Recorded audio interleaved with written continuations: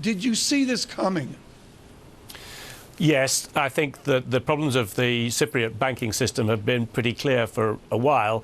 They are uniquely badly affected by what's going on because, of course, they're very heavily dependent on Greece themselves, and they have, in the Eurozone, probably an overvalued exchange rate, and they have really made a living on being a centre for offshore money, particularly Russian money. And this was a very risky strategy for them to pursue. When you look at this strategy, I was struck by the criticisms this week in The Economist magazine with a lengthy article, many other op-ed pieces saying this is a bad deal. Is the deal by itself bad, or is the Cyprus deal bad because it didn't go far enough? I think it is a dangerous deal because the principle of all previous deals is that small depositors have been fully protected. Now, in the middle of the crisis, the European Union increased the level of depositor protection to 100,000 euros across the board.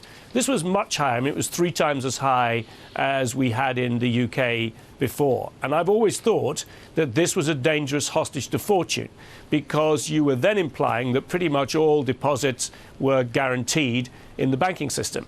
And it turns out in Cyprus, because there are so few bondholders, that it just isn't possible to do a deal without hitting depositors in some way. Now, my own view is that what they should have done was to establish a lower tranche that would be completely protected, because I think what is really unjustifiable is to levy a tax on people who may just have transactions balances in their banks. I think that's really tough. So I think what they've done is made a mistake in taking this 100,000 number. I think they should have said we guarantee everything up to 30,000 or something like that, and then a graduated tax thereafter. And I suspect that we're not going to see that this isn't over. I think that this deal is going to be revised. But, Sir Howard, what does it say about the stability of bank deposits in bigger places like Spain? Well, yes, there's a big question mark over that. And I think it's a very high risk for the European authorities to have taken this. So far, the early signs this morning, but maybe most Spaniards haven't got up yet, are that they're not reacting in a panicky way. But clearly, it is going to mean that if there has to be another deal done for Portugal, for example, who may not be able to meet the terms of their original deal, or another one in Greece, then people are going to be extremely nervous. So I suspect it may not happen this week, but I think if there's any chance of a further deal being done for any other countries, people are going to be rushing to take their money out of the bank. Sir Howard, the IMF was intimately involved in this agreement of Friday night and early Saturday morning. A lot of Americans would suggest that the IMF is just a conduit for American taxpayer money. Is the IMF and the American taxpayer actually coming to a partial rescue of Cyprus? The IMF have been a little bit coy about just how much they are in for in this deal, but I think it's clear that they will be in for it to some extent. But I think probably more important than the IMF's actual money is the fact that the IMF does, in Europe, still have a reputation as something of an honest broker.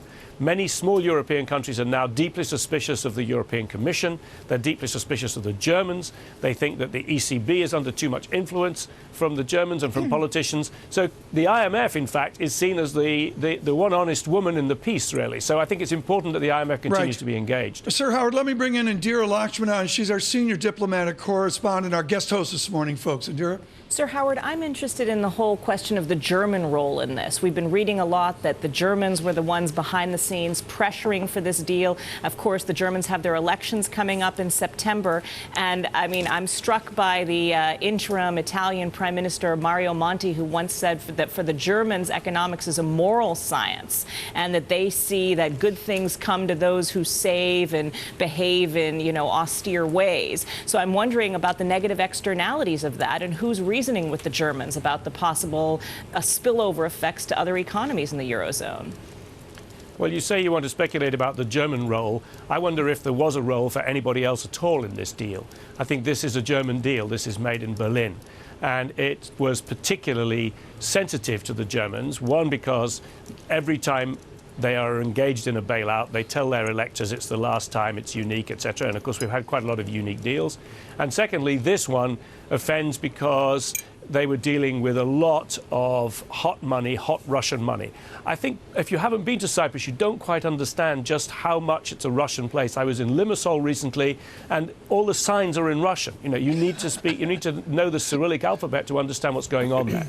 It is an extraordinary situation, and I think enough Germans have been there to know that they were dealing with a kind of offshoot of some quite undesirable Russians, and that simply they were not prepared to bail that out. Mrs. Merkel was not prepared to go to her electors and say that they were putting serious money behind that. That's fabulous color. Howard Davies.